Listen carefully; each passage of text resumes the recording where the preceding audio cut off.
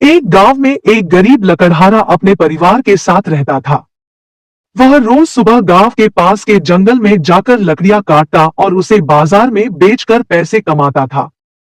इस तरह उसकी और उसके परिवार की गुजर बसर चल रही थी। एक दिन वह जंगल में नदी किनारे लगे एक पेड़ की लकड़ियां काट रहा था। तभी अचानक उसकी कुल्हाड़ी उसके हाथ से छूटकर नदी में जा गिरी। नदी गहरी थी, जिसमें उतरकर कुल्हाड़ी निकाल पाना लकड़हारे के लिए मुश्किल था। लकड़हारे के पास एक ही कुल्हाड़ी थी। उस कुल्हाड़ी के नदी में गिर जाने से वह परेशान हो गया।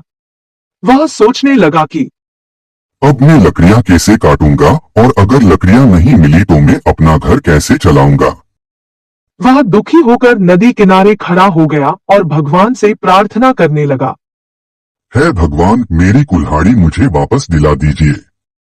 और कुछ देर वो भगवान से प्रार्थना करता रहा।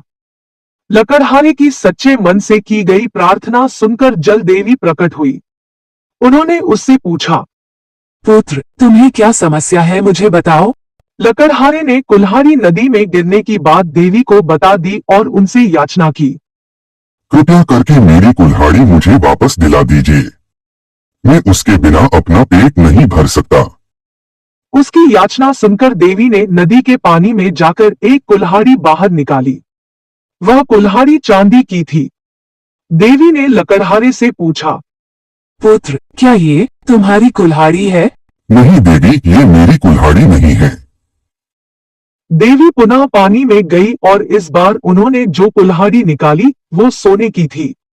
उन्होंने लकड़हारे से पूछा, पुत्र, क्या ये तुम्हारी कुल्हाड़ी है? नहीं देवी, ये मेरी कुल्हाड़ी नहीं है। इसे अच्छी तरह से देख लो, ये सोने की कुल्हाड़ी है। क्या वास्तव में ये तुम्हारी नहीं है? नहीं माँ, सोने की कुल्हाड़ी मेरी नहीं है। मेरी कुल्हाड़ी तो लोहे की है। देवी मुस्कुराई और फिर से पानी में गई। इस बार जो कुल्हाड़ी उन्होंने निकाली वह लोहे की थी।